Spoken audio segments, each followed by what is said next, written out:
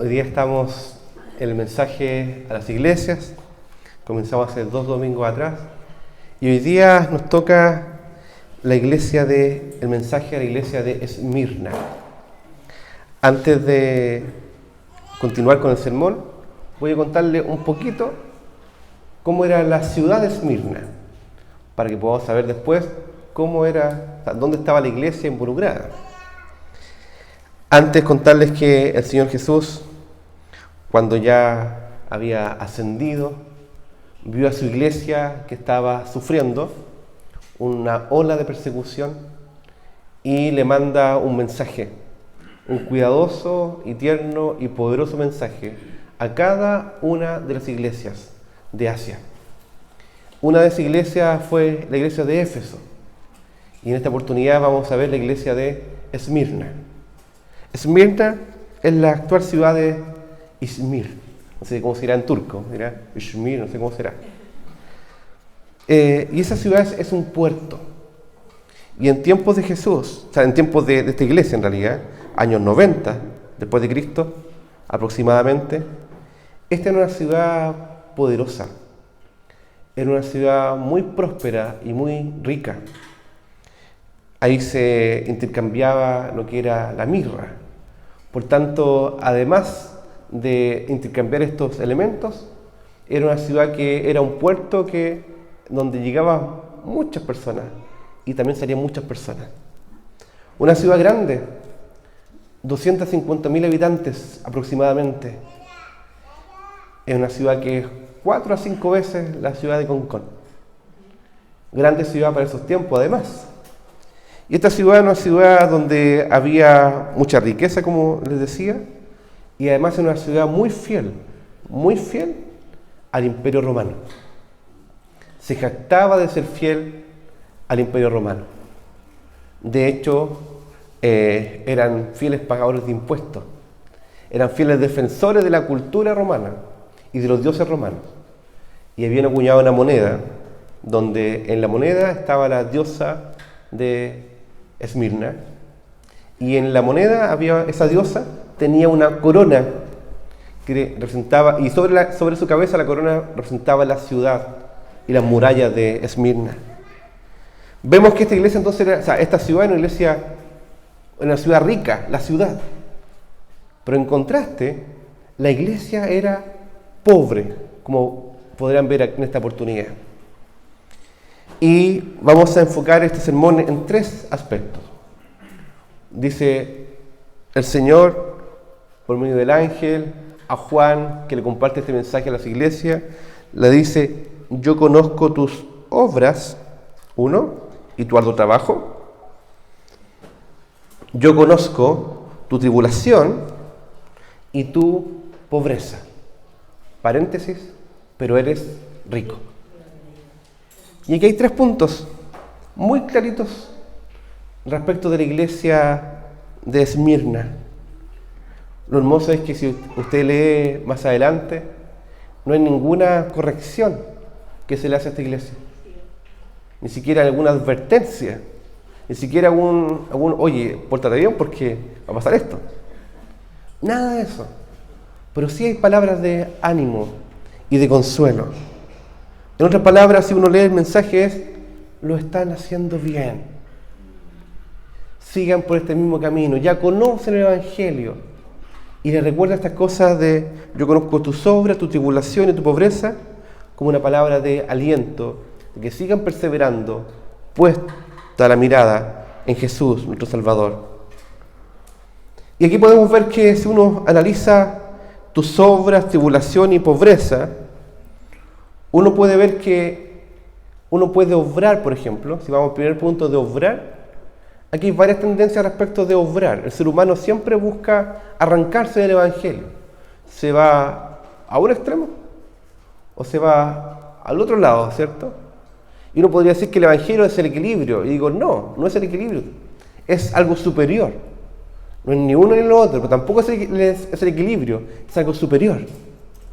Porque si vemos las obras, esta es una iglesia perseverante en obras. Era una iglesia pobre, atribulada, perseverante en obras. Y podríamos decir, hacia un lado, de manera humana, decir, ¿sabes qué? Las obras no son importantes, porque somos salvos por gracia, por su misericordia, por tanto no importa cómo obre, no importa lo que haga, el Señor me va a salvar igual. Y eso no es la verdad del Evangelio, porque si bien es cierto, no somos salvos por nuestras buenas obras, sino somos salvos por la obra perfecta de Jesucristo, sí somos salvos para buenas obras, para dar testimonio de quien nos salvó, por gratitud de la salvación que Él ya nos ha dado. Es un fruto, es un resultado de nuestra salvación. Pero podríamos decir, por un lado, ya hice suficiente. O bien, ya hasta aquí nomás llego. Ya he estado 20, 30, 40, 50, 60 o más años en el Evangelio sirviendo al Señor y digo, hasta aquí nomás llego, es suficiente. Yo te podría decir, en realidad yo llevo un poquito en el Evangelio, ni siquiera sé qué hacer, ni siquiera sé cómo hacerlo. Por tanto, ese mensaje de obrar, de compartir con otros, no me compete a mí. Tanto el que lleva mucho tiempo, o el que lleva poco tiempo, tiene una responsabilidad. La responsabilidad es de obrar por gratitud. Por gratitud a nuestro Salvador. Por tanto, podríamos decir, no hay obras que hacer. Y otro podría decir, sí hay que hacer obras y jactarse de sus propias obras. Y si sabes qué, por mis obras gané la salvación, o gracias a mi esfuerzo está este ministerio parado, o gracias a mi esfuerzo está esta iglesia parada. Y eso no puede ser, porque eso es jactancia personal, porque todo lo que hacemos es por la gloria de Dios. Si el Señor lo mantiene y lo sostiene, es Dios quien sostiene la obra. Y aquí Pablo, aunque aquí escribió Juan, pero Pablo fue probablemente, según Hechos 19:10, es el que plantó la semilla en esta iglesia de Asia. Pablo decía, yo planté, Apolos regó, el crecimiento lo ha dado Dios. Entonces, vemos que hay una tendencia en algunas personas a no hacer nada. A veces por una mala teología, pensando de que si soy salvo no tengo que hacer nada. O a veces, sabiendo que tiene que hacer, damos excusas delante del Señor. Y pueden ser muchas excusas. Que no tengo tiempo, que no conozco a la gente, que llevo muy poco tiempo quizás en el Evangelio, o que llevo mucho tiempo en el Evangelio y ya es suficiente que lo toque a otro, o bien que ya es suficiente incluso en una tarea ministerial y que ya esto se acabó. Y por otra parte podemos enorgullecernos, decir esto es mi mérito, mi honra, mi gloria. ¿Y saben qué? A veces nos pasa eso, y a veces podría pasarnos incluso que ya estemos aburridos, cansados. Decimos, ¿sabes qué? Nadie reconoce la obra que estoy haciendo. Nadie lo ve. Nadie siquiera me dijo un gracias, ni un dedito para arriba siquiera. En el WhatsApp di una tremenda idea y nadie nos dijeron nada. Absolutamente nada. Compartí algo, un versículo bíblico, contento, porque recibí del Señor, quería compartirlo a ustedes, y pasó nomás. Nadie puso ni siquiera un me gusta. Y uno se debe recordar ahí que lo que hacemos, todo lo que hacemos, es solo y exclusivamente para el Señor. Y qué bueno que el Señor te dice antes, y nos dice antes, yo conozco tus obras. Qué consuelo más grande que Él pueda ver lo que estamos haciendo. Porque la recompensa tenemos de Él. Después viene otra parte que dice, yo conozco tu tribulación. Tribulación es una palabra que no nos gusta Para nada. Tribulación implica sufrimiento. Acá incluso podría decir hasta persecución. Y de hecho la estaban viviendo. Yo conozco tu tribulación.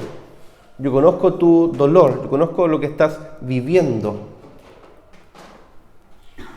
Y uno podría hacer dos cosas ahí. La dinámica de sin el Evangelio. Sin el Evangelio podríamos sufrir. Porque te digo algo. En el mundo tendrás aflicción. Sea con Cristo o sin Cristo. Pero es hermoso sufrir con Cristo. Te digo eso. Entonces, en el mundo tendrás aflicción. Pero no temas. Yo he vencido al mundo, dice el Señor. No nos promete que vamos a parar de sufrir, como algunos prometen. Aquí promete que el Señor estará con nosotros hasta el fin del mundo. Yo conozco tu tribulación y una posible salida del ser humano es cuando estamos sufriendo, tirarnos hacia la autocompasión. Qué terrible lo que estoy viviendo. Y ojo, no estoy queriendo minimizar el dolor que está viviendo. No estoy diciendo, no importa, da lo mismo. Sí importa. Pero ese sufrimiento hay que llevarlo al Señor. Y aquí no corre la autocompasión. No corre el pensar de que yo soy el único que está sufriendo. De hecho, la palabra dice de que no se sorprendan del fuego de prueba que les ha sobrevenido. Porque esta tribulación es común a los diferentes cristianos, a los hermanos de todo el mundo. De hecho, si uno hasta compara la tribulación de uno con otras tribulaciones, dice, tampoco es para tanto. Pero el Señor, a pesar de eso, nos dice, yo conozco tu dolor, tu sufrimiento. El que sea, pon tu dolor ahí. El dolor a veces es físico, ¿cierto? El dolor a veces es emocional. El dolor a veces es social. El dolor a veces es por exceso de trabajo. Ya estoy cansado. O porque un jefe es un poco tirano, negrero, como dirían por ahí. Y usted dirá, estoy sufriendo.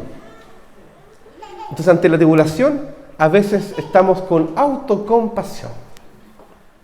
Eso no es el Evangelio. El pensar, porque la autocompasión no nos permite el consuelo del Señor. Déjame acá tirado, déjame aquí sufriendo solo y abandonado. Nadie me quiere. Todos me odian.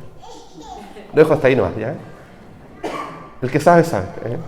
El que tenga oídos para oír, oiga. Y por otro lado, no está la autocompasión, pero está el sentirse tan firme que llegamos a decir esta frase. ¿Sabes qué? Yo ya tengo cuero de chancho.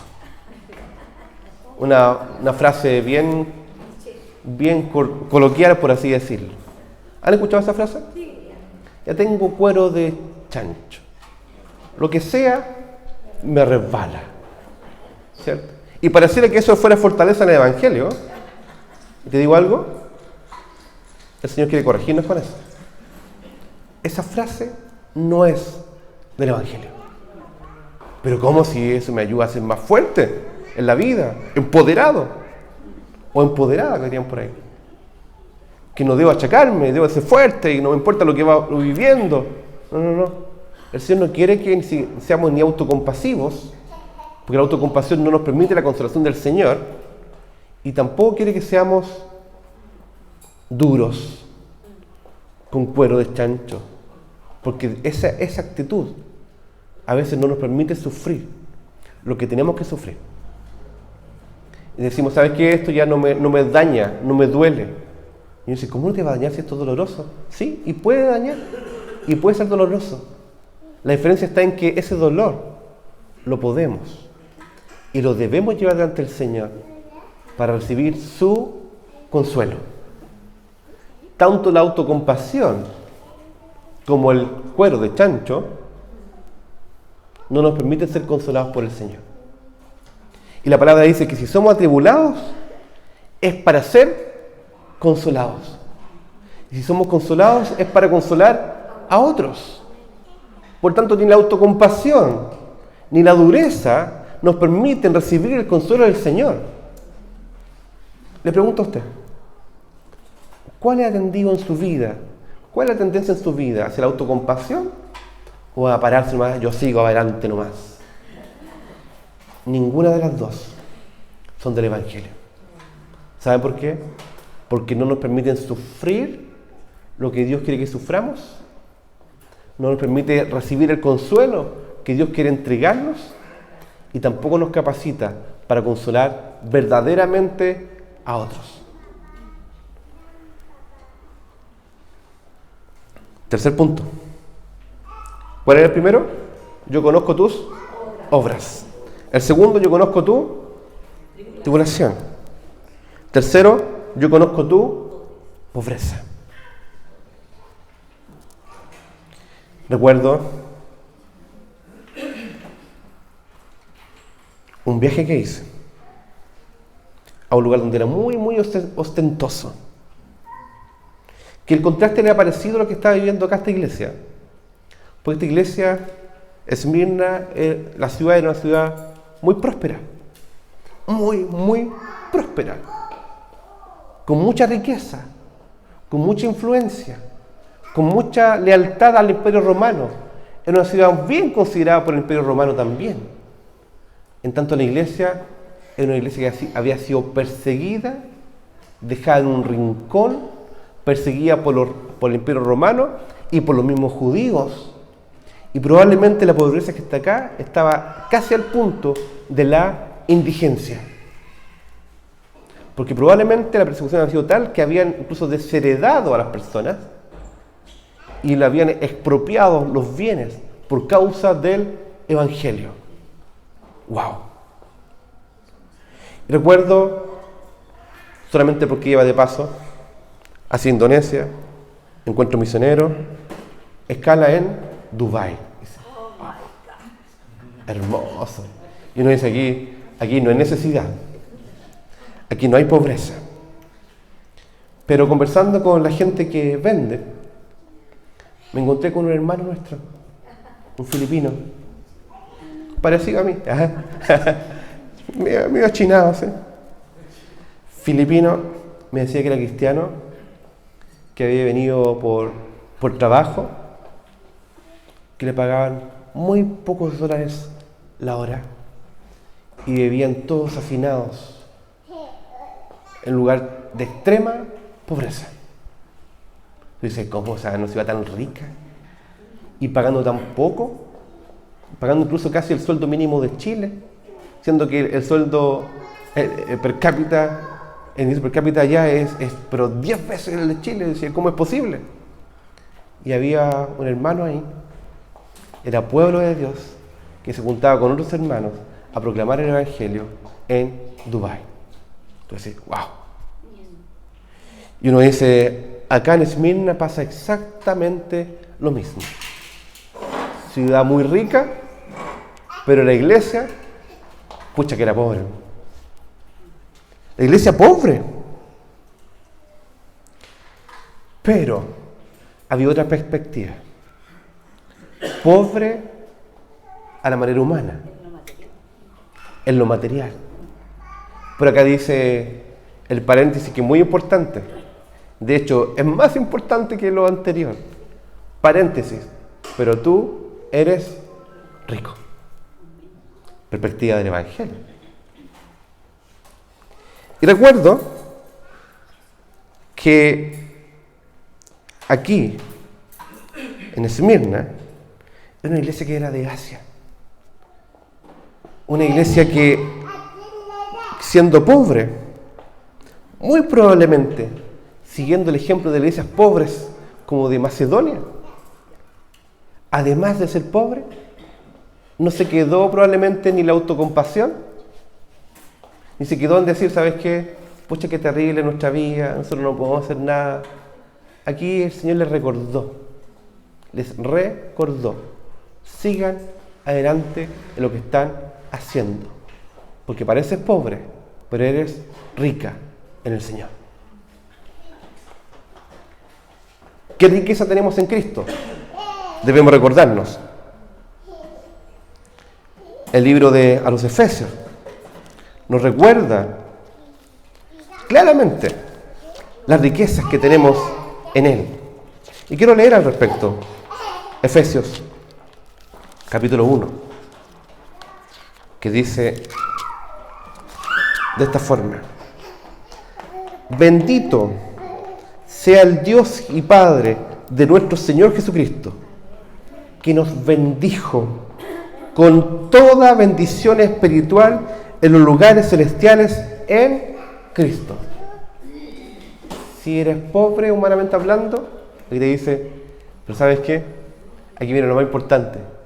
Te he bendecido con toda bendición espiritual en los lugares celestiales que tenemos en Cristo, porque nos escogió en Él antes de la fundación del mundo, para que fuésemos santos y sin mancha delante de Él.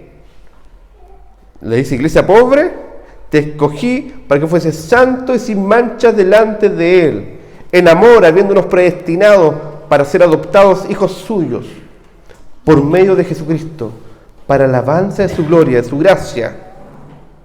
Y después dice, nos hizo sobreabundar para con nosotros en toda sabiduría e inteligencia. Nos dio a conocer el misterio de su voluntad. Y más abajo dice, en Él, asimismo, tuvimos herencia. Iglesia pobre, le dice, tienen herencia. Si el mundo dice que no tienes dónde caerte muerto, que te dice, tienes herencia, habiendo sido predestinado conforme al propósito del que hace todas las cosas, según el designio de su voluntad. Por tanto, le dice a la iglesia, recuerda que no eres pobre, recuerda que eres rica. Quizás no como el mundo lo anda buscando, pero eres rica. Y Pablo también dice, Dios lo salvó a usted de lo débil, de lo pobre, de lo vil, de lo menospreciado de este mundo, para avergonzar a los fuertes. No hay muchos sabios, dice. No hay muchos ricos. No es que no hayan ricos. No hay muchos, dice. No hay muchos sabios en este mundo. No hay gente que no haya estudiado. De hecho, cada vez hay más gente que estudia. Y qué bueno. Pero el Señor dice, no lo elegí por esto. No lo elegí ni por su estudio, ni por su riqueza, ni por su título nobiliario, ni por ser noble, ni por nada de eso. Lo escogí por la obra del Señor, por gracia y por misericordia. ¿Y sabe cuál puede ser un problema de una iglesia pobre? Un problema podría decir, ¿sabes qué? No tengo nada que dar. ¿Cierto? No tengo nada que dar. Porque mira mi pobreza. Mira lo que no tengo. ¿Cómo voy a dar si no tengo absolutamente nada? Otro problema podría decir es lo siguiente, es que tengo tan poquito que ni siquiera sé si sirve. Es tan poquito que ni siquiera sé si va a aportar en algo. ¿Saben que el Señor no se fija en la cantidad? Si sirve o no sirve para su obra, porque el Señor dice, mía es la obra. Mío es todo. La actitud debe ser como esa viuda, que la Biblia dice, la viuda pobre, ¿cierto? Era viuda y pobre, ¿no? Las dos cosas juntas, lo cual es muy típico también.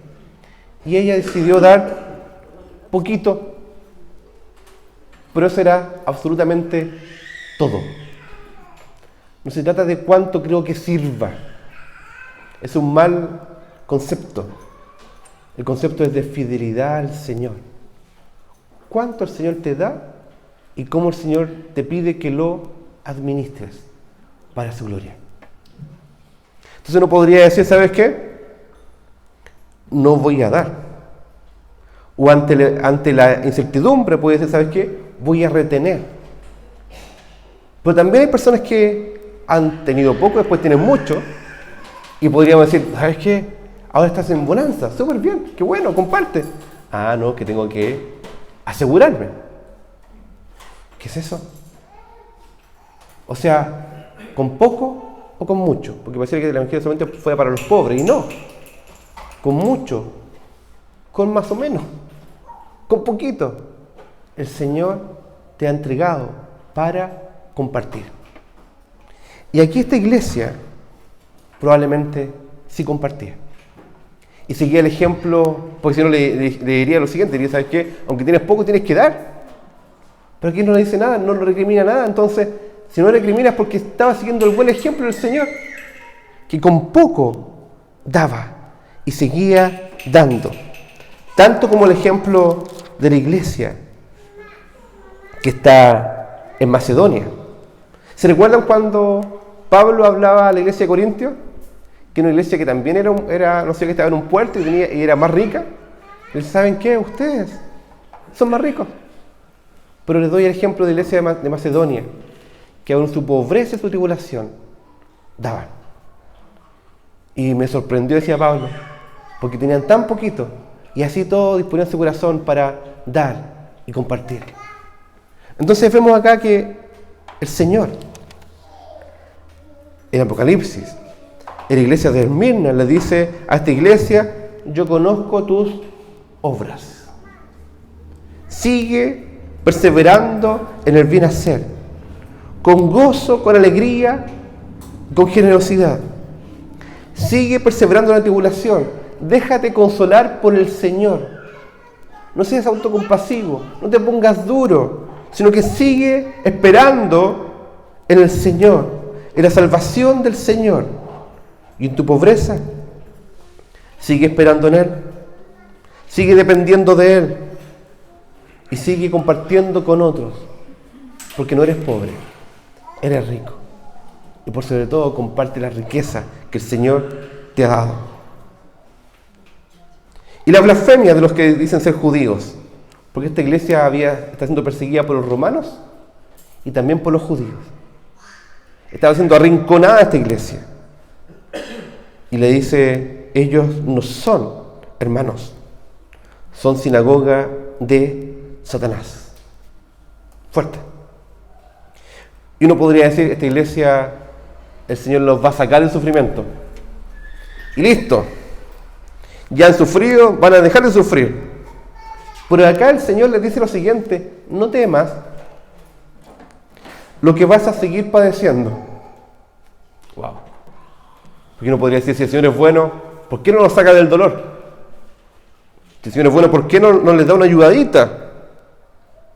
La tremenda ayuda, ¿saben cuál es? Yo estoy con ustedes. En las obras, en la tribulación y en la pobreza. Yo estoy con ustedes. Yo quiero que me conozcan. Y aquí el diablo echará a algunos de vosotros en la cárcel.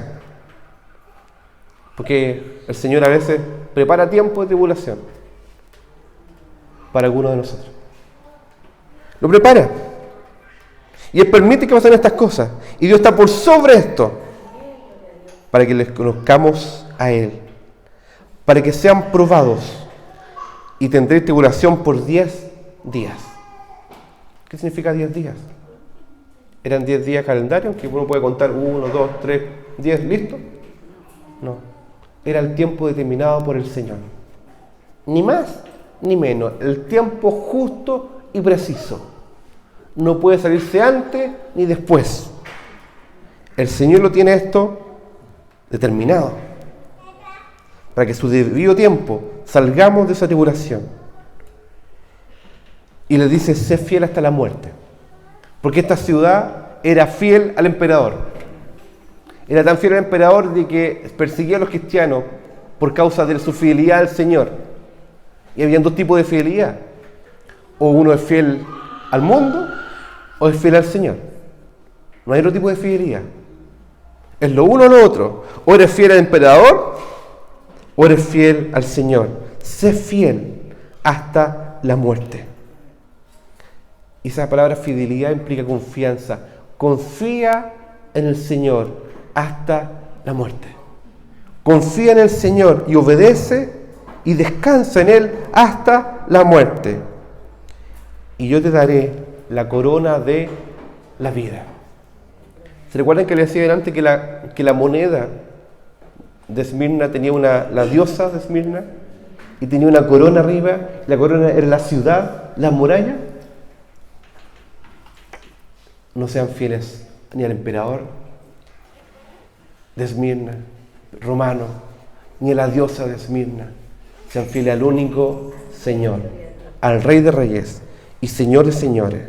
Y yo te daré la corona de la vida y vas a disfrutar de mí por siempre.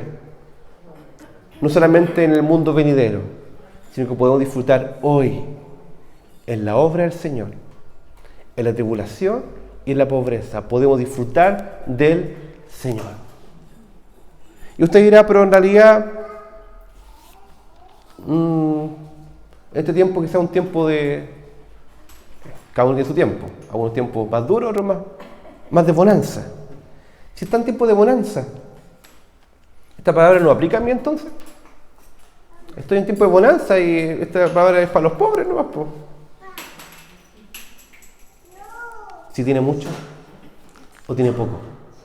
Siempre debemos decir, dependo del Señor. Y comparto el pan con otro. Y comparto lo que el Señor me da por gracia, misericordia y generosidad. Y con mayor razón, si está en tiempo de bonanza, sí, aquí estoy. De lo recibido de tu mano, hoy te damos con amor. Entonces el Señor nos dice, yo conozco tus obras. En tu servicio el Señor, Él está en medio nuestro. Él está en ti y contigo. En la tribulación, Él está contigo. En la pobreza humana, pero en la riqueza en el Señor, Él está contigo. En la persecución de los romanos y los judíos, Él está con nosotros. No temas en nada. No dice solamente no temas, dice no temas en nada lo que vas a padecer. Y después cierra y dice, el que tiene oído, oiga.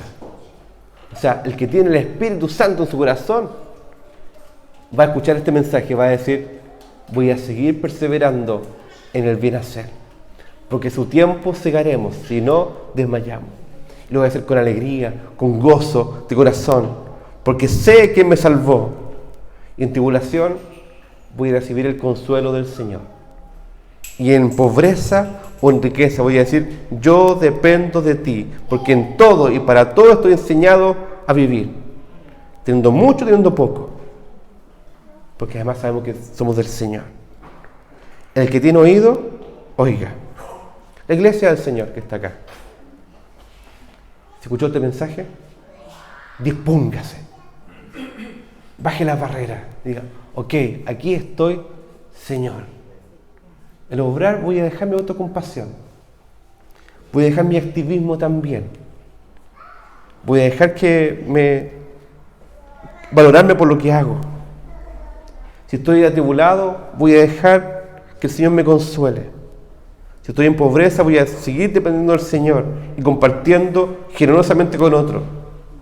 Si tengo más, lo mismo. Dependo del Señor y voy a seguir compartiendo con otros. ¿Por qué? Porque el que venciere no sufrirá daño de la muerte segunda. No será llevado al lago de fuego, sino que va a disfrutar plenamente de la gloria del Señor. Iglesia de Esmirna, Iglesia de Concón, sigue perseverando en el bien hacer. Sigue recibiendo el consuelo del Señor en las tribulaciones. Y sigue disfrutando de compartir generosamente lo que el Señor nos ha entregado. Porque somos ricos en el Señor. Tenemos herencia. Y por último, si piensas que no tienes nada, ¿le digo algo? Cuenta las riquezas del Señor. Cuenta sus promesas y deleítate en ellas. Estoy sufriendo, pero tengo esto. Tengo a Cristo. Tengo su palabra. Tengo su Espíritu Santo. Tengo una herencia maravillosa. No solamente eso. Tengo un lugar donde dormir. Tengo familia. Tengo iglesia. Tenemos un techo hoy día. Antes no lo teníamos. Lo tenemos ahora. Antes teníamos un techo más alto, ¿cierto? Agradezcamos al Señor. Gratitud de corazón. Contar las riquezas de su amor. Los invito a orar. Señor, te damos gracias porque en todo momento podemos confiar y descansar en ti. Te damos gracias porque tú conoces la obra que podemos hacer por ti. Tú conoces nuestras tribulaciones y también conoces nuestra condición humana, Señor. Y en toda circunstancia, con mucha obra o poca obra, en tiempo de bonanza o tiempo de tribulación, en tiempo de abundancia o en tiempo de escasez, como diría el pacto matrimonial, siendo más rico o más pobre, somos tuyos, Señor, y a ti te pertenecemos. Gracias, Señor, porque tú has hecho un pacto con nosotros, has dado orden de bendecir y tú no podrás revocarla. En el nombre de Jesús nos preparamos para alabarte y recibir la cena del Señor.